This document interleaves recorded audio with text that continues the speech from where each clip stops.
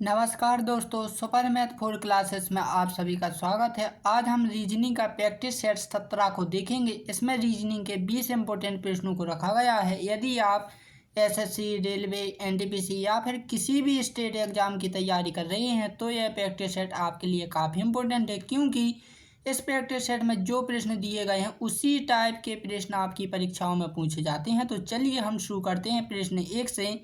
हमारा पहला प्रश्न दिया हुआ है कि उस वेन आरेख का चयन करें जो दिए गए वर्गों के बीच को संबंध दर्शाता है। तो हमारे पास कितने वर्ड दिए गए हैं? 3 वर्ड, पिता, पुरुष और महिला। तो हमें इनके बीच में क्या संबंध यानी रिलेशन बताना है कि आखिरकार ये तीनों जो शब्द हैं वो आपस में किस प्रकार से रिलेशन में हैं या फिर किस संबंध में हैं, और साथ ही साथ इनका क्या बनाना है, एक वेन आरेख भी बनाना है। तो दोस्तों वेन आरेख हम कैसे बनाते हैं संबंध वाले क्वेश्चनों से, तो वो मैं आपको एक शॉर्ट ट्रिक बताता हूँ सबसे शानदार। आप 3 जब आपको शब्द दिए जाएं तो आप किन्हीं 2 शब्दों को ले लिया करें, चाहे तो वो आप पुरुष या पिता को ले सकते हैं, यहाँ पे पुरुष या महिला को ले सकते हैं, कोई से भी हम 2 क्या ले सकते हैं, शब्दों को ले सकते हैं। तो मैं लेता हूँ किसे, पुरुष और पिता को। ठीक, तो देखो दोस्तों जो पुरुष होते हैं, ठीक, ये हमने क्या बना लिया है, डायग्राम बना लिया किसका, पुरुष का। तो आप जानते हैं कि जो पुरुष होते हैं वो सभी के सभी क्या होते हैं, पिता होते हैं। कौन होते हैं? पिता होते हैं। अब मान लीजिए दोस्तों कि मैं कहूँ आपसे साल, ठीक, क्या साल, साल तो जानते हैं ना, वर्ष। वर्ष के अंदर जो होता है दोस्तों वो क्या होते हैं, महीने होते हैं। कितने होते हैं? 12 होते हैं। अब मैं आपसे पूछूं दोस्तों कि महीने के अंदर क्या होते हैं, तो आप कहोगे सर सप्ताह होते हैं। क्या होते हैं? सप्ताह होते हैं। अब वही बात मैं कहूं दोस्तों आपसे कि सप्ताह के अंदर क्या होंगे, तो आप बोलोगे सर दिन होते हैं। मैं आपसे कहूं कि दिन के अंदर क्या होता है, तो आप बोलोगे कि घंटे होते हैं। ठीक, यदि मैं कहूं दोस्तों घंटे के अंदर क्या होते हैं, तो आप बोलोगे मिनट होते हैं। और यदि मैं बोलूँगा मिनट के अंदर क्या होते हैं, तो आप बोलोगे सर सेकंड होते हैं, और सेकंड के अंदर मिली सेकंड होती हैं। तो ये क्या है दोस्तों, साल का ही एक वर्णन है, रूप है, विस्तृत, जो एक प्रकार से रिलेशन में चल रहा है। इसी प्रकार दोस्तों जो पुरुष हैं, तो देखो पुरुष के अंदर पूरे लड़के भी हो सकते हैं। ठीक, हो सकते कि नहीं, जब पिता हो सकते हैं पुरुष तो लड़के भी पुरुष हो सकते हैं। इसी प्रकार दोस्तों दादा भी हो सकते हैं पुरुष, चाचा माचा जो कुछ भी हैं दोस्तों वो सब किसके अंदर आ जाते हैं, पुरुष के अंदर आ जाते हैं। समझ गए ना? ये मैंने एग्जाम्पल दिया था उदाहरण के इसलिए क्योंकि आप समझ जाओ। ठीक, तो दोस्तों हमारा जो है कि पिता किसके अंदर आ गए हैं, पुरुष के अंदर आ गए। अब हमारे पास जो शब्द बचा था, क्या बचा था, महिला। तो महिला का जो शब्द बचा था दोस्तों, तो आपको उसका संबंध पुरुष से भी देखना है और पिता से भी देखना है, यानी इन दोनों से ही देखना है। तो देखो दोस्तों पुरुष और पिता क्या हैं, ये अगल जाति के हैं, लेकिन जो महिला है वो अगल जाति है। ठीक, यानी दोस्तों ये दूसरे क्या हैंगे, बहुत ही दूर दूर से इनका कोई कनेक्शन नहीं है, इसलिए ये डायग्राम से बाहर बनेगी। कौन? महिलाएं। ठीक, तो दोस्तों इस टाइप का जो क्वेश्चन है वो ऑप्शन डी में मिलेगा आपको विकल्प। तो आप देख सकते हैं कि इसी टाइप का आपको विकल्प डी में दिया है। तो दोस्तों इस टाइप के क्वेश्चन जो पूछे जाते हैं वो पूछे जाते हैं वेन डायग्राम से, यानी कि वेन आरेख से। किसी बच्चे ने मुझसे कहा था कि सर आप जो क्वेश्चन देते हैं या फिर हम सर्च करते हैं जब भी यूट्यूब या कहीं पर भी देखते हैं, तो दरअसल हमें उनका टॉपिक ही नहीं पता होता है। इसलिए दोस्तों मैंने आपकी सुविधा के लिए यहाँ पर टॉपिक का नाम भी डाल दिया है। जो सेट के कहाँ से क्वेश्चन आते हैं उस सेट का यहाँ पर क्या है, टॉपिक भी, उसका टॉपिक भी यहाँ पर मैंने बता दिया। नेक्स्ट क्वेश्चन, तो नेक्स्ट जो क्वेश्चन है दोस्तों कि निम्न में लुप्त संख्या ज्ञात कीजिए। अब देखो दोस्तों जब लुप्त संख्याएं जो ज्ञात की जाती हैं वो कैसे की जाती हैं, आम इंसान या जिस व्यक्ति ने ये पढ़े नहीं है वो बिल्कुल भी नहीं कर सकता, क्योंकि उन्हें समझ में ही नहीं आता है कि आखिरकार इसे करना शुरू कहाँ से करें और अंत कहाँ करें।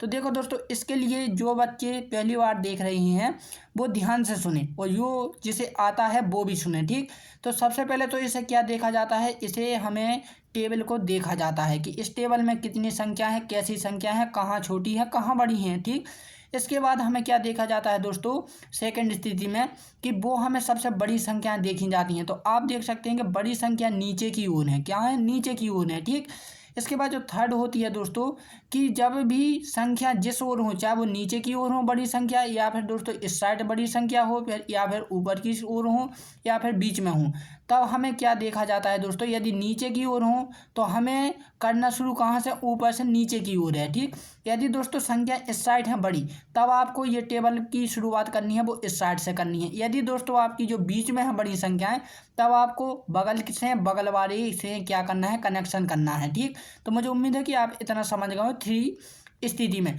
तो ये तीनों जो ट्रिक हैं दोस्तों आपको समझने के लिए है कि इसे किस टाइप से सॉल्व किया जाता है, लेकिन अभी सॉल्व नहीं हुआ, अकेला ये आपको करने के लिए था कि किस टाइप से क्वेश्चन को किया जाता है। तो हमें सबसे पहले क्या देख लेते हैं, सबसे बड़ी संख्या। तो बड़ी संख्या हमारी क्या है, नीचे की ओर है। जैसे कि मैंने कहा था जब नीचे की ओर है तो हमें इसकी शुरुआत कहाँ से, ऊपर से नीचे की ओर करनी है। तो यहाँ पर दोस्तों जो छोटी छोटी संख्या हैं 7 और 8, तो आखिरकार इन 7 और 8 में ऐसा किया हुआ है कि वो कितने हो गए दोस्तों, 22 हो गए। तो हम क्या कर सकते हैं 7 और 8 में कि 22 हो जाए। यदि हम इंटू करेंगे दोस्तों तो वो 54 होंगे, तो 54 तो हमें नहीं चाहिए, हमें चाहिए कितने, 22। हम भाग करेंगे दोस्तों तो एक बचेगा, माइनस करेंगे तब भी हमारा एक ही बचेगा। तो दोस्तों अब बात करते हैं प्लस की। तो जब प्लस करेंगे दोस्तों 7 और 8 को तो कितना हो जाएगा, 15 हो जाएंगे। आप कहोगे सर फिर भी हमारे 15 हैं, 7 कम है। तो आप देख सकते हैं दोस्तों इसमें सबसे जो छोटी संख्या है वो क्या है, 7 है। हमने इसमें 7 ऐड कर रहे हैं तो हमारी 22 आ गई। ये हमारा क्या है दोस्तों, लॉजिक लग गया है। अब ये लॉजिक तभी माना जाएगा जब आपकी ये दोनों स्थितियों में भी क्या होगा, लागू होगा। ठीक, जैसे कि दोस्तों यदि हम इन दोनों को जोड़ते हैं तो कितना हो रहा है हमारा, 15 हो रहा है। कितना हो रहा है, 15 हो रहा। अब इसमें दोस्तों हमने सबसे छोटी संख्या को जोड़ा था, किसे, 7 को। तो इसमें 9 और 6 में से सबसे छोटी संख्या क्या है, 6 है। तो जब हम 6 को ऐड करेंगे दोस्तों तो हमारा कितना आ रहा है, 21 आ रहा है, जो कि आपका यहाँ पर देकर रखा है। यानी कि ये लॉजिक सब में अप्लाई हो रहा है, यानी कि ये लॉजिक लग रहा है, ठीक, लागू हो रहा है। इसी प्रकार हम इसमें भी अप्लाई करेंगे तो ये कितना हो जाएगा दोस्तों हमारा, 12 5 17। तो ये 17 प्लस हो रहा है। अब इसमें से सबसे छोटी जो संख्या है वो क्या है दोस्तों, 5 है। तो जब हम 5 इसमें ऐड करेंगे तो हमारा कितना आ रहा है दोस्तों, 22 आ रहा है। क्या 22 किसी ऑप्शन में है, तो जी हाँ, ऑप्शन सी में है। तो आप देख सकते हैं दोस्तों कि जो टॉपिक लिया जाता है वो आव्यूह एवं सारणी, ठीक, संख्या सारणी से लिया जाता है। ठीक, इसे हम मैट्रिक्स एंड नंबर टेबल के नाम से जानते हैं। तो आप ध्यान दें दोस्तों, यहाँ पर जो नंबर लिखा है ना, यहाँ पर आपको लेटर भी हो सकता है, नंबर और लेटर दोनों में ही आती है। ठीक, लेकिन सेट में किस में दिया गया है, नंबर में दिया गया है। आपको ये टॉपिक पढ़ना हो तो नंबर और लेटर दोनों ही पढ़ सकते हैं। Next question. तो नेक्स्ट जो क्वेश्चन दिया जाता है कि नीचे दिए गए श्रृंखला श्रेणी को पूर्ण कीजिए। तो यहाँ पर दोस्तों आपको एक श्रृंखला देकर रखी है, श्रेणी देकर रखी है, जिसे हम सीरीज बोलते हैं। ठीक, तो आप देख रहे हैं दोस्तों ये ए से जेड की ओर जा रही है, यानी कि बढ़ते क्रम की ओर जा रही है। और इसके बीच में क्या है, कुछ लेटर मिसिंग है, यानी कि दोस्तों गायब हैं। कैसे हैं, गायब हैं। तो हमें करना क्या है दोस्तों, इनके बीच में जो लेटर गायब हैं उन्हें देखना है। जैसे कि हम दोस्तों ABCD लिखते हैं पूरी, ABCDEFG और HIJKLMN और O। ठीक, ये हमने लिख ली। अब देखो दोस्तों, आप देख रहे होंगे ए हमारा दिया है लेकिन उन्होंने क्या, बी नहीं दिया है। ठीक, सी दिया है, सी के बाद दोस्तों उन्हें डी और ई को नहीं दिया है। ठीक, ई के बाद दोस्तों उन्हें एफ को दिया है, लेकिन एफ के बाद दोस्तों जी, एच और आई को नहीं दिया, यानी कि इन 3 लेटरों को नहीं दिया है। तो दोस्तों आप वैसे भी देख सकते हैं कि जो मिस कर रहे हैं दोस्तों वो एक एक लेटर क्या बढ़ा रहे हैं। देखो यहाँ पर 1 लिखा, यहाँ पर 2 होगा, यहाँ पर कितने होगा, 3 हो गए। तो अगले जो हैं दोस्तों वो कितने हो जाएंगे, वो हो जाएंगे 4। ठीक, कितने हो जाएंगे, 4 हो जाएंगे। और बचा हमारा क्या, ओ। तो यहाँ पर कौन सा आ जाएगा, ओ आ जाएगा, जो कि ऑप्शन डी में देकर रखा है। तो मुझे उम्मीद है कि आप समझ गए होंगे। तो दोस्तों ये क्वेश्चन जो आपको आता है वो किससे आता है, श्रेणी परीक्षण से, यानी कि सीरीज वाले क्वेश्चन से आता है। सीरीज भी दोस्तों यदि आपने टॉपिक पढ़ा होगा तो ये नंबर सीरीज होती है, वर्ड सीरीज होती है, ठीक, लेटर सीरीज होती है, या फिर मिसिंग सीरीज भी होती है, या मिक्सड सीरीज भी होती है। तो कई प्रकार की सीरीज होते हैं। जब आप ये टॉपिक पढ़ोगे तब आपकी सीरीज समझ में आ जाएगी। Next question. तो नेक्स्ट जो क्वेश्चन है दोस्तों कि नीचे एक घन की 2 अवस्थाएं दर्शाई गई हैं। ठीक, आपको ये घन दिखाई दे रहे होंगे, ये क्या है, दरअसल पासे हैं। ठीक, संख्या 5 के विपरीत फलक पर कौन सी संख्या होगी। तो देखो दोस्तों आपको एक पासा दिखाई दे रहा होगा, ये क्या है, 2 पासे हैं। लेकिन दोस्तों यदि मैं कहूँ इसे हमने छुपा लिया, ठीक, अकेला ये हमें दिया हुआ है, तो आपको आप आखिरकार दोस्तों 1 और 2 और 3 इस पासे में 6 फलक होती हैं, लेकिन हमें कितनी दिखाई दे रही हैं, 3 ही दिखाई दे रही हैं। कितनी दिखाई दे रही हैं, 3 ही दिखाई दे रही हैं, लेकिन 3 नहीं दिखाई दे रही। यानी कि दोस्तों जो नहीं दिखाई दे रही थी ना, उन्हीं का जो इमेज है पीछे का वो दरअसल उनने दूसरे पासे के रूप में दे दिया। इसलिए हम कह सकते हैं दोस्तों ये पासा दरअसल प्लस है, यानी कि ये एक ही है, ये आगे का हिस्सा है और ये कहाँ का है, पीछे का हिस्सा है। ठीक, तो इसकी जगह पे दोस्तों हमें क्या करना है, 5 के विपरीत बताना है कि कौन सी संख्या होगी। तो दोस्तों मैंने आपको एक चीज़ बताई थी कि जब भी आपको दो पासे दिए जाएं, कितने दिए जाएं, दो पासे, तब आपको एक चीज़ याद रखनी है कि उनमें कॉमन संख्याओं को देखना है। तो आप कहोगे सर कॉमन संख्या यहाँ पर 1 और 3 और यहाँ पर भी 1 3 है। तो दोस्तों जो 1 और 3 है तो इन दोनों को आपस में काट देते हैं। जो बचती है एक का संबंध एक के विपरीत के 4 के विपरीत कितनी है, 5 है, जो कि ऑप्शन बी में है। ठीक, अब मैं आपको समझाने के लिए, ये क्वेश्चन तो हमारा सॉल्व हो गया कि जो कॉमन संख्या होती है उन्हें काट देते हैं यदि वो कितनी है, एक से अधिक। ठीक, एक से अधिक यदि पास में कॉमन संख्या है तो दो संख्याओं को काट देते हैं। जो संख्या बनती है उसके विपरीत वही संख्या होती है। लेकिन दोस्तों मैं आपको समझाने के लिए एक चीज़ की एक और देता हूँ। जैसे कि यदि सिंपल कॉमन होता है, यहाँ पर जैसे एक है, एक की जगह पर दोस्तों समझते हम कितना होता, 4 होता। ठीक, कितना होता, 4 होता। तब आप कहते कि दरअसल 4 के विपरीत कौन सी संख्या होगी, तब आपको क्या देखनी थी, कॉमन। तो कॉमन यहाँ पर 3 होती और यहाँ पर भी 3 होती। तब 3 होती तो हमें किसकी दिशा में चलना होता, घड़ी की। तो 3 के बाद 4 आता, 4 के बाद यहाँ पर हम 5 कर लेते, 5 नहीं दोस्तों, यहाँ पर 6 कर लेते हैं। ठीक, क्योंकि यहाँ पर भी 4 है तो यहाँ पर भी 4 नहीं हो सकता, इसलिए हम क्या 6 कर लेते हैं। ठीक, तो यहाँ पर 6 होता है, यानी कि 3 4 और 6। और यहाँ पर भी हमें घड़ी की दिशा में चलना, 1 के बाद 3 के बाद 5 आता, 5 के बाद 3 आता, तो 3 5 और 1। तो 1 के विपरीत कितना हो जाता, 6 हो जाता, और 4 के विपरीत कितना होता, 5 हो जाता। तो 3 के विपरीत कभी 3 नहीं होता। तो दोस्तों 3 के विपरीत 3 कभी इसलिए नहीं होता दोस्तों, क्योंकि पासे में 6 फलक होती हैं और 1 से लेकर 6 संख्याएं होती हैं। कितनी होती हैं, 6 संख्याएं होती हैं। तो दोस्तों जो हमें पासे में दिखाई देती हैं ना दोस्तों, वो संख्याओं को छोड़कर यदि कोई दूसरी संख्या आपके विकल्प में दी गई है तो उसका विपरीत सिरा वही होता है। ठीक, समझ रहे हैं ना। तो आप इस चीज़ को, जैसे कि यहाँ पर 7 देकर रखती ऑप्शन में, तो आपका 3 के विपरीत 3 के विपरीत कितना हो जाता है, 7 हो जाता है। इसलिए क्योंकि दोस्तों 3 के विपरीत कभी 3 नहीं हो सकता है। ठीक, तो ये जो क्वेश्चन आते हैं दोस्तों, ये आते हैं पासे से। ठीक, पासे यानी डाइस। ये दोस्तों ऑल स्टेट का आप कहीं का भी एग्जाम दे रहे हैं, सभी में ये क्वेश्चन आता है पासे के टॉपिक से, इसलिए ये इंपॉर्टेंट माना जाता है। नेक्स्ट क्वेश्चन, तो नेक्स्ट क्वेश्चन है दोस्तों कि आपके आपकी नानी की बेटी की बड़ी बहन जो आपके पिता की पत्नी है तो उसकी सास आपकी क्या लगेगी। ठीक, अब देखो दोस्तों इस टाइप के क्वेश्चन कैसे किए जाते हैं। दरअसल कुछ लोग ऐसे होते हैं जो समझ कर लेते हैं, कुछ लोग क्या होता है इसका डायग्राम बनाते हैं। तो मैं डायग्राम नहीं बताऊंगा, आपको एक सरल चीज़ बताता हूँ।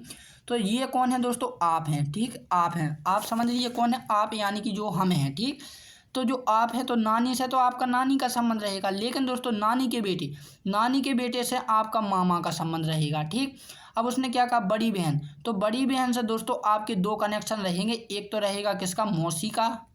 ठीक, किसका रहेगा, मौसी का, और दूसरा रहेगा माँ का। किसका रहेगा, माँ का। ठीक, किसका रहेगा, माँ का रहेगा। ठीक, तो हम ये मान के चलते हैं हम किसका रहेगा, मौसी या फिर माँ का, एक किसी का।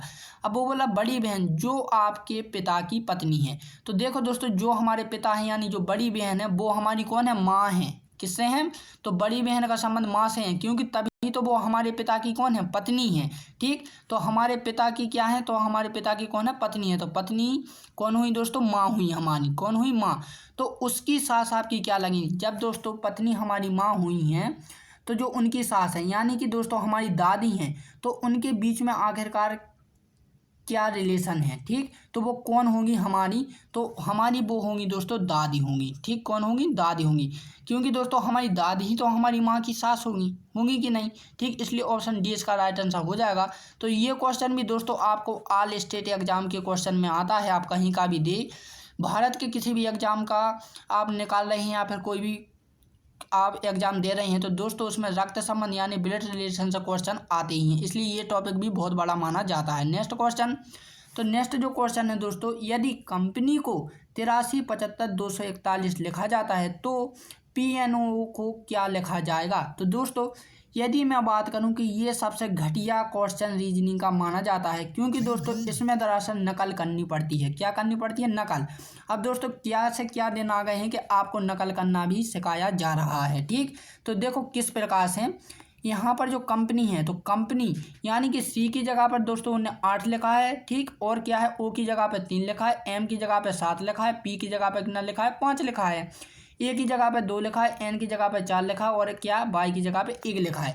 तो जो लेटर दिए गए PNOA, ठीक, क्या दिया गया है PNOA। तो दोस्तों ये लेटर यही हैं जो आपको कंपनी में दिखाई दे रहे हैं। देखो यहाँ पर O भी है, P भी है, N ही है और A भी है, ठीक, चारों के लेटर आपकी कंपनी में है। तो दरअसल उनके कोड भी यहाँ पर लिखे हैं। तो देखो जैसे P, तो यहाँ पर देख सकते हैं जो P है दोस्तों, तो P जो है हमारा कितने नंबर पर है, 5 है इसका। तो हमने P का कितना लिख लिया, 5 लिख लिया, ठीक। अब देखो दोस्तों जो N है हमारा, तो N कितना है इसका, 4 है, तो हमने 4 लिख लिया, ठीक। अब दोस्तों O, तो O देखो आप यहाँ से, O हमारा कितना है, 3 है, तो हमने यहाँ पर कितना लिख लिया, 3 लिख लिया। अब बचा हमारा क्या, A। तो यहाँ पर दोस्तों A का जो है वो कितना है, 2 है, ठीक, तो हमने यहाँ पर 2 लिख लिया, ठीक। तो क्या इस टाइप का किसी विकल्प में आपको दिखाई दे रहा है, तो चंगन 32 ऑप्शन बी में है, ठीक। तो दोस्तों ये क्वेश्चन जो है ये भी लगभग सभी में आते हैं। इसे हम टॉपिक देते हैं क्या, सांकेतिक भाषा, जिसे हम कोडिंग और डिकोडिंग टेस्ट के नाम से जानते हैं। तो ये भी संख्या के रूप में होती हैं, कई टाइप के क्वेश्चन आते हैं। तो आप इस टॉपिक को भी पढ़िए, बहुत ही मज़ेदार है। क्योंकि दोस्तों रीजनिंग का सबसे सरल टॉपिक, सबसे घटिया टॉपिक माना जाता है, क्योंकि इसमें कुछ नहीं करना पड़ता है, दरअसल क्वेश्चन में ही इसका आंसर होता है, ठीक।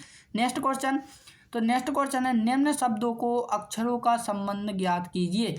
तो यहाँ पर दोस्तों आपको क्या दिए गए हैं, एक संबंध वाला क्वेश्चन दिए गए। जो आपको अनुपात दिखाई दे रहे हैं ना दोस्तों, ये दरअसल क्या दर्शाते हैं, संबंध को दर्शाते हैं। ये अनुपात या समानुपात को नहीं दर्शाते हैं, ये दरअसल संबंध को दर्शाते हैं, ठीक। तो इस चीज़ का ध्यान रखें। तो जैसे TAD का संबंध 25 से है, तो EEO का संबंध किससे होगा। दरअसल दोस्तों ये मिक्सड एनालॉजी के क्वेश्चन होते हैं, ठीक। तो दोस्तों जो T और A और D है, ठीक, तो इसमें हम क्या कर सकते हैं कि वो 25 हो जाए। तो दोस्तों अब देखो यहाँ पर लेटर है लेकिन यहाँ पर संख्या है, तो स्वाभाविक है दोस्तों इसमें कोडिंग संख्या का इस्तेमाल किया है। इतना तो आपको समझ में आ रहा होगा। अब कोडिंग संख्या क्या होती है ये मुझसे मत पूछिएगा, लेकिन यदि आपको याद करने के लिए मुझसे शॉर्ट ट्रिक चाहिए तो मैं अभी हल बता देता हूँ। जैसे कि दोस्तों आपको 5 लेटर याद कर लीजिएगा। ए की कितनी होती है दोस्तों, 1 होती है, ठीक। E की कितनी होती है, 5 होती है। और दोस्तों जो हमारी J की होती है वो कितनी होती है, 10 होती है। O की कितनी होती है, 15 होती है। T की कितनी होती है, 20 होती है, ठीक। और Y की कितनी होती है, 25 होती है। कितनी होती है, 25 होती है। तो ये 6 लेटर आप याद कर लीजिएगा, आपको पूरी ABCD 26 लेटर आपको याद हो जाएंगे, उनकी कोडिंग संख्या भी, ठीक। ये क्या होती है दोस्तों, शॉर्ट ट्रिक होती है, जैसे मैं भी अप्लाई करता हूँ। अब जैसे आपसे पूछा है दोस्तों किसी ने A और E के बीच में, ठीक, जैसे किसी ने पूछा D, तो आप जल्दी से बोलोगे कि A की हमें पता है 1 होती है और D की कितनी होती है, सॉरी E की कितनी होती है, 5 होती है। इनके बीच में आपने जल्दी कर लिया, ABCD कितनी होती है, 4 होती है। तो आप इस टाइप से जल्दी कर सकते हैं, इसलिए इसको का इस्तेमाल करें शॉर्ट ट्रिक का। क्योंकि दोस्तों आप बड़े बड़े एग्जाम करते हैं तो शॉर्ट ट्रिक का इस्तेमाल करना सीख ले आइए, ठीक। तो यहाँ पर TAD, तो दोस्तों T की जो होती है वो कितनी होती है, 20 होती है, ठीक। और A की कितनी होती है दोस्तों, 1 होती है। और D की कितनी होती है, 4 होती है। तो अब देखो दोस्तों हमें चाहिए कितना, 25। तो आप देख रहे होंगे कि सर यदि हम प्लस कर दें तो हमारा कितना आ रहा है, 25 आ रहा है। सिंपल सी बात है, 25 आ रहा है। तो ये हमारा क्या बन गया, लॉजिक बन गया, ठीक। अब लॉजिक तभी अप्लाई होगा दोस्तों, ये लॉजिक तभी माना जाएगा जब आपका इसमें चलेगा। यानी अब हमें ये ब्रह्मास्त्र किस में चलाना है, EEO में चलाना है, ठीक। अब हम ब्रह्मास्त्र चलाते हैं दोस्तों, तो E का कितना होता है, कोडिंग संख्या 5 होती है, ठीक। और यहाँ पर E की भी 5 होती है। और दोस्तों O की कितनी होती है, 15 होती है, ठीक। जब हम इन्हें जोड़ेंगे दोस्तों तो कितना आ जाएगा हमारा, 25 ही आ जाएगा। तो क्या किसी ऑप्शन में है, ऑप्शन D में है। तो दोस्तों हमारा जो ब्रह्मास्त्र है वो क्या हुआ, सफल हुआ, ठीक, सफल परीक्षण हुआ। तो दोस्तों इस टाइप के जो क्वेश्चन पूछे जाते हैं, हिंदी में सादृश्यता परीक्षण बोलते हैं और इंग्लिश में हम एनालॉजी टेस्ट बोलते हैं। तो ये भी दोस्तों कई प्रकार के होते हैं, नंबर होते हैं, वर्ड होते हैं, ठीक, और आपके लेटर होते हैं, मिक्सड एनालॉजी होती है, ठीक। इस प्रकार के 5-6 टॉपिक होते हैं जब इसके अंदर आप पढ़ोगे, ठीक। नेक्स्ट क्वेश्चन, तो नेक्स्ट जो क्वेश्चन पूछे जाते हैं दोस्तों वो पूछा जाता है आपसे कैलेंडर से, ठीक। ये भी लगभग ऑल स्टेट एग्जाम के क्वेश्चनों में पूछा जाता है एग्जामों में, ठीक। यदि 13 फरवरी को गुरुवार हो तो 14 जनवरी को क्या होगा। सिंपल से सवाल है। कुछ व्यक्ति ऐसे होते हैं, जैसे उनने कहा 13 को क्या है, गुरुवार है, तो बेस जोड़ते हैं 7 7 और 7, ठीक। तो 7 एकम 7, ठीक, 7 इसमें जोड़े, फिर 14, 7 3 21। तो आप कहोगे 13 और 21 को, तो वो बहुत बड़ी प्रोसेस है, ये नहीं लगाते हैं हम। मैं आपको सिंपल सा तरीका बताता हूँ, ठीक, क्योंकि ये बहुत बड़ी है। ये तो छोटा पूछा, यदि वो पूछते यहाँ से कि 13 फरवरी को यदि गुरुवार है, तो वो पूछते यहाँ पर कि 4 दिसंबर को क्या होता, तब आप इतनी लंबी प्रोसेस थोड़ी करते, ठीक। इसलिए ये प्रोसेस दोस्तों घटिया है, इसलिए मैं इसे अहमियत नहीं देता हूँ। मैं आपको शॉर्ट ट्रिक बताता हूँ। जैसे कि दोस्तों आपको 13 फरवरी दिया गया है, ठीक, तो हमने 13 लिख लिए। अब दोस्तों आपको पता होना चाहिए कि फरवरी का महीना कितने दिन का होता है, तो आप बोलोगे सर 29 का भी होता है और 28 का भी होता है। तो देखो दोस्तों 28 और 29 आपको तभी करना है जब आपको क्या होता है कि सन दिया जाए। क्या दिया जाए? सन। यदि वो आप कहेंगे कि सन 2020 में 13 फरवरी को गुरुवार हो तो 4 जनवरी को क्या होगा, तब आप कह सकते हैं कि सर हम 29 फरवरी लिख सकते हैं। लेकिन दोस्तों जब आपको सन नहीं दिया जाए तो सिंपल सी फरवरी को हम कितने 28 दिन का मानते हैं। 28 में से आपको क्या 13 घटा देना है, ठीक, जो आपको डेट देकर रखी है। और जिसके बारे में पूछा जाता है दोस्तों आपको उसे क्या कर देना, प्लस कर देना होता है। जैसे ही आप प्लस करोगे दोस्तों तो इन्हें जोड़ो घटोगे तो आपका कितना बचेगा, 19 बचेगा। अब एक चीज़ का ध्यान रखें दोस्तों, जो आपका 19 बचता है ना, यहाँ पर आपका कभी भी दोस्तों 7 से जाना नहीं होना चाहिए। आप देख सकते हैं कि जो 7 है दोस्तों, जो 19 है वो 7 से जाना है, इसलिए हमें कैसे भी करके उसे 7 से नीचे लाना है, ठीक। क्योंकि दोस्तों जो 7 इसलिए होता है क्योंकि हमारे कैलेंडर में 7 दिन होते हैं, इससे कभी जाना नहीं होती। अब क्या हमारे कैलेंडर में कभी 19 दिन हुए हैं? नहीं हुए ना। इसलिए दोस्तों हमें जो बचता है उसे क्या है 7 से नीचे लाना पड़ता है, ठीक। तो सिंपल सी इसमें हम 7 से क्या दे देते हैं, भाग दे देते हैं। भाग देंगे 7 दूनी 14, तो हमारे पास कितना बचेगा, 5 बचेगा, ठीक। जो शेष, हमें शेष देखना, कुछ नहीं देखना, क्या देखना, शेष। तो कितना बचा, 5 बचा। अब बोलोगे सर ये 5 का हम क्या करें, 5 तो हमारा आ गया है, लेकिन हम करें क्या इसका। तो देखो दोस्तों इसका आपको कुछ नहीं करना। आपके पास क्या देकर रखा है, दिन देकर रखा, क्या देकर रखा, गुरुवार, ठीक। तो देखो दोस्तों गुरुवार से हमें 5 कदम आगे बढ़ना है, 5 दिन आगे बढ़ना है। गुरुवार के बाद आपका क्या आएगा, शुक्रवार आएगा, ठीक। शुक्रवार के बाद शनिवार आएगा, शनिवार के बाद दोस्तों रविवार आएगा, रविवार के बाद दोस्तों सोमवार आएगा, सोमवार के बाद क्या आएगा, मंगलवार आएगा, ठीक। तो दोस्तों क्या मंगलवार किसी ऑप्शन में है? नहीं है, ठीक। तो इसमें मैं आपको देखता हूँ कि मिस्टेक क्या हुई। गुरुवार के बाद शुक्रवार, शनिवार, रविवार, सोमवार और मंगलवार, ठीक। तो 5 लेटर हमने जोड़ ही दिए हैं यहाँ पर। तो देखो दोस्तों एक चीज़ आप याद रखें कि यहाँ पर एक चीज़ यहाँ पर मिस्टेक हो चुकी है। यहाँ पर दरअसल मंगलवार होना चाहिए थी किसी ऑप्शन में, लेकिन मंगलवार नहीं देकर रखा है, ठीक। क्यों नहीं देकर रखा है ये नहीं पता, लेकिन मैंने कहा था दोस्तों ये क्वेश्चन है दरअसल सोच समझ के किए जाते हैं, ठीक। अब मैं आपको बताता हूँ किस टाइप से यहाँ पर कहाँ मिस्टेक हो रही है इस क्वेश्चन में। तो हमें 5 जोड़ने हैं, ठीक। लेकिन आप देख रहे होंगे दोस्तों जो 13 फरवरी है, ठीक, यहाँ पर क्या गलती हो रही है हमसे कि जो 13 फरवरी है ये क्या है दोस्तों, पीछे की डेट है, ठीक। क्या है, जो वर्तमान में चली। जैसे कि यदि मैं कहूँ कि आज कितनी है, 13 जनवरी है, ठीक। तो मैं पूछूं कि 4 जनवरी को कौन सा दिन होगा, यानी कि दोस्तों आज की स्थिति देकर रखी है और उसने क्या पीछे का टाइम पूछा है, पीछे का दिन पूछा है। इसलिए दोस्तों जो गुरुवार है तो हमें क्या चलना है, पीछे की ओर चलना है। किसकी ओर चलना है, पीछे की ओर, क्योंकि हमसे पीछे का जनवरी। यहाँ पर देखो 13 फरवरी आगे का समय है, लेकिन 4 जनवरी क्या है, पीछे का, इसलिए हमें पीछे की ओर चलना है। तो गुरुवार से पहले क्या आएगा दोस्तों, वो आएगा आपका बुधवार, ठीक। बुधवार के बाद क्या आएगा, मंगलवार आएगा, मंगलवार के बाद सोमवार आएगा, सोमवार के बाद क्या आएगा आपका रविवार आएगा, रविवार के बाद दोस्तों 5वें नंबर पे क्या आएगा, शनिवार आएगा। इसलिए ऑप्शन सी इसका राइट आंसर हो जाएगा। तो दोस्तों ये जो टॉपिक पूछा जाता है रीजनिंग में वो पूछा जाता है कैलेंडर से। तो मुझे उम्मीद है दोस्तों कि आप क्या है इस क्वेश्चन को किया करें। अब देखो दोस्तों मैं तो करते ही रहता हूँ, लेकिन मैं भी दोस्तों को धोखा खा गया। मैंने भी जल्दी से क्या उसे जोड़ना शुरू कर दिया है और क्या हम मंगलवार कर रहे थे, ठीक, जो कि हम गलत कर रहे थे।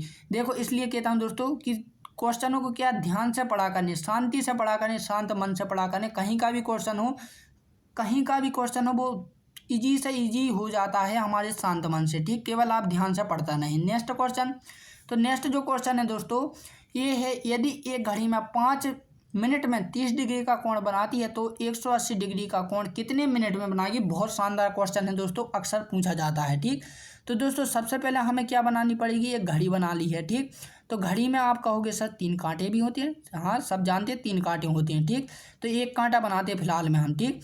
तो एक कांटा हमने बना लिया। ये दोस्तों यहाँ पर 1 है, यहाँ पर 2 है और यहाँ पर कितने 3 है, ठीक। तो यहाँ पर जो है दोस्तों तो हमने यहाँ पर क्या मिनट वाला कांटा रख दिया, ठीक। जो रेड वाला है वो घंटे वाला है और जो ब्लू वाला है वो किसका है, मिनट का है। तो मिनट में जो कोण बनना है दोस्तों वो कितना बनना है, 30 मिनट में, ठीक। कितने 30 डिग्री का कोण बनना है, ठीक। तो देखो दोस्तों जब 5 मिनट में कितने का बनना है, 30 मिनट का बनना है, तो आप कहोगे दोस्तों कि जब 10 मिनट में बनाएगा तो वो ही कितने 60 डिग्री का कोण बना लेगी, क्योंकि 30 और 30 कितने हो जाएंगे, 60 हो जाएंगे। इसी प्रकार दोस्तों जब वो 15 पर पहुंचेगी तो वो 90 डिग्री का कोण बना लेगी। ठीक, जैसे ही वो 4 पर पहुंचेगी दोस्तों तो वो 120 डिग्री का कोण बना लेगी। ठीक, जैसे ही वो दोस्तों 5 पर पहुंचेगी तो वो कितने का बना लेगी दोस्तों, 160 डिग्री का कोण बना लेगी। ठीक, और 150 डिग्री का कोण बना लेगी। ठीक, इसी प्रकार दोस्तों जब वो 6 पर पहुंचेगी तो कितने का बना लेगी, 180 डिग्री का कोण बना लेगी। ठीक, यानी दोस्तों 6 का मतलब है कि वो 30 मिनट में कितने डिग्री का कोण बना लेगी, कितने मिनट का, 180 डिग्री का कोण बना लेगी। इसलिए दोस्तों ऑप्शन सी इसका राइट आंसर हो जाएगा, कितने मिनट में, 30 मिनट में। तो दोस्तों ये क्वेश्चन जो लिया जाता है वो रीजनिंग के क्लॉक यानी कि घड़ी वाले टॉपिक से लिया जाता है। ठीक, तो आप ये टॉपिक मैं देता जा रहा हूँ दोस्तों, आप इन्हें पढ़ा करें, क्योंकि दोस्तों कुछ बच्चे ऐसे होते हैं कि जो पढ़ते भी नहीं हैं और बस समझने लगते हैं। देखो दोस्तों, यदि आप उन शब्दों को जानोगे नहीं तो कर कैसे पाओगे। ठीक, अब नेक्स्ट क्वेश्चन है कि निम्न शब्दों को एक तर्कपूर्ण और अर्थपूर्ण क्रम में व्यवस्थित कीजिए। तो यहाँ पर दोस्तों आपको 5 लेटर देकर रखे हैं। ठीक, क्या देकर रखे हैं, लेटर देकर रखे हैं, बारिश, बादल, हानि, बाढ़ और बान।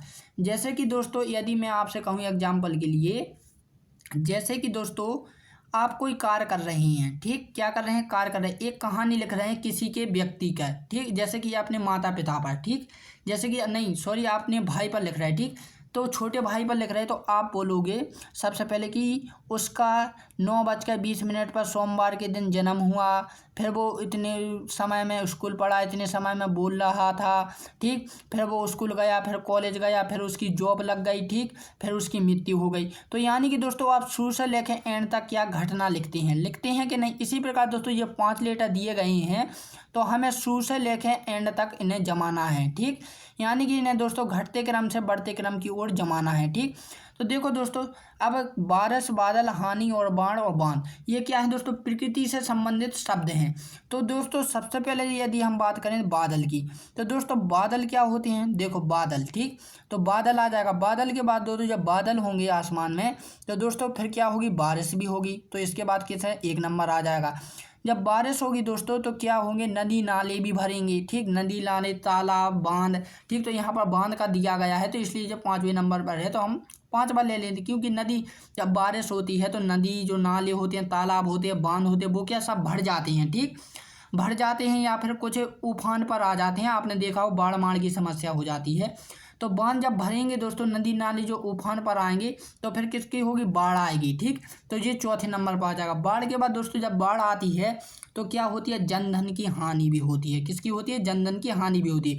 तो 21/3 किसी ऑप्शन में है, आप बोलोगे जी हाँ सर ऑप्शन डी में है 21/3। तो दोस्तों ये टॉपिक लिया जाता है रीजनिंग के शब्दों का तार्किक क्रम से, जिसे हम लॉजिकल सिक्वेशन ऑफ वर्ड बोलते हैं। ठीक, तो ये इंग्लिश मीडियम वाले भी आप टाइप करते हैं। अधिकतम दोस्तों आप क्या है, इंग्लिश में टाइप किया करें, इंग्लिश में आप बातचीत करना सीखा करें। ठीक, आप तो जानते हैं कि कैसा जमाना चल रहा है। ठीक, नेक्स्ट क्वेश्चन, तो नीचे दिए गए त्रिभुज में कितनी आकृतियां हैं। तो देखो दोस्तों ये क्या है, आपको त्रिभुज है। त्रिभुज में दोस्तों उसने ये नहीं पूछा है कि त्रिभुज की कितनी आकृतियां, उसने ये पूछा है कि कितनी आकृतियां, चाहे वो त्रिभुज की हों या फिर चतुर्भुज की हूँ। मैंने अगला सेट बताया था दोस्तों, एक बच्चे ने मुझे कमेंट करके बताया था कि सर इसमें हमें त्रिभुज की आकृतियाँ देखने थी, तो ये तो चतुर्भुज हैं छोटी छोटी।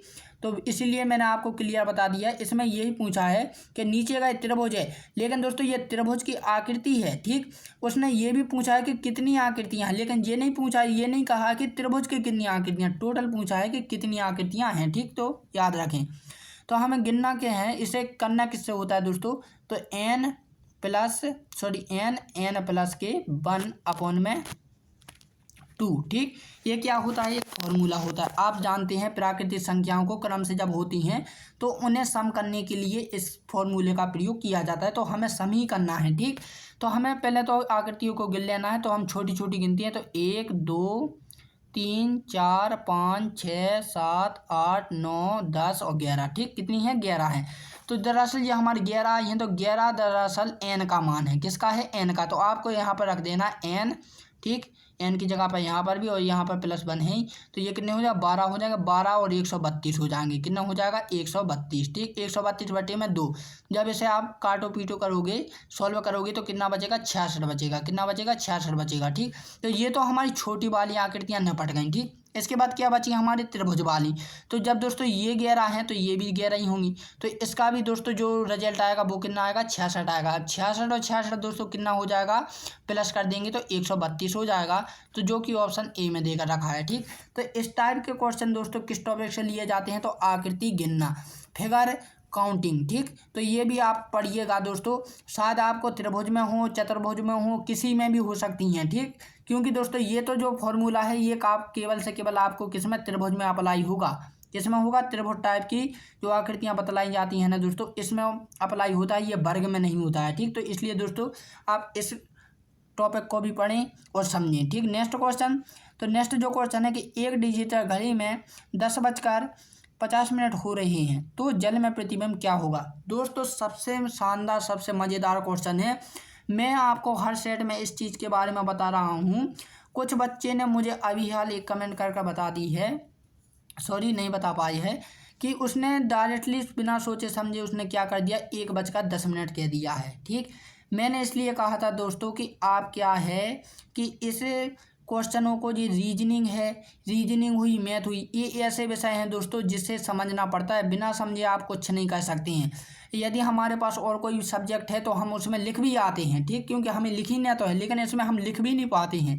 तो इस टाइप के क्वेश्चन को कैसे करते हैं दोस्तों, फिलहाल मैं आपको मैं बता दूं कि 11:60 में से आपको जो समय दिया होता है उसे घटा देते हैं। ठीक, तो ये एक बच्चे ने यही किया है और उसने 1:10 बता दिए हैं। ठीक, 1:10, जो कि दोस्तों पूरा का पूरा गलत है। क्या है, गलत है।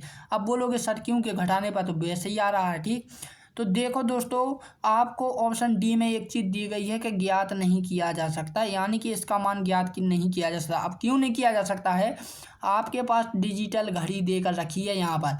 डिजिटल यानी जो अंक से चलती है दोस्तों, आपने देखी होगी डिजिटल घड़ी, उसमें क्या होता है दोस्तों, अंक दिए जाते हैं। तो आप कभी भी पानी में या दर्पण में करना, उसमें उसका प्रतिबिंब कभी नहीं बनेगा। ठीक, उसकी परछाई उल्टा उसमें कभी नहीं दिखाई देगा। ठीक, प्रतिबिंब तो बनेगा लेकिन उसका उल्टा प्रतिबिंब नहीं बनता है। ठीक, यानी आप लेटर हैं, लेटर को यदि आप ऐसे रखे हैं तो उस दर्पण में आपको ये एल इस टाइप से दिखाई देगा। यदि दोस्तों आपकी संख्या में 8 ऐसे लिखा है तो चाहे दर्पण में देखिए चाहे इसमें देखिए, आपको ऐसा ही दिखेगा। 7 भी आपको इस टाइप से दिखेंगे। ठीक, यानी दोस्तों डिजिटल घड़ी का ना ही तो दर्पण में ना ही तो जल में किसी में भी प्रतिबिंब नहीं बनता है, इसलिए ऑप्शन डी इसका राइट आंसर हो जाएगा कि इसका मान ज्ञात नहीं किया जा सकता। तो ये टॉपिक दोस्तों जल दर्पण प्रतिबिंब एवं जल प्रतिबिंब और दर्पण प्रतिबिंब यानी वाटर और मिरर इमेज में से आते हैं। ठीक, तो ये क्वेश्चन भी आप कर सकते हैं। नेक्स्ट जो क्वेश्चन है दोस्तों, इस क्वेश्चन को मैं नहीं करूंगा, इस क्वेश्चन को आपको मैं होमवर्क के तौर पर देता हूं, कमेंट का तौर पर कहता हूं। तो दोस्तों यदि आपने पूरी वीडियो देखी है तो मैंने आपको ये क्वेश्चन भी बताया था, तो उस क्वेश्चन को आप इसमें अप्लाई कीजिएगा।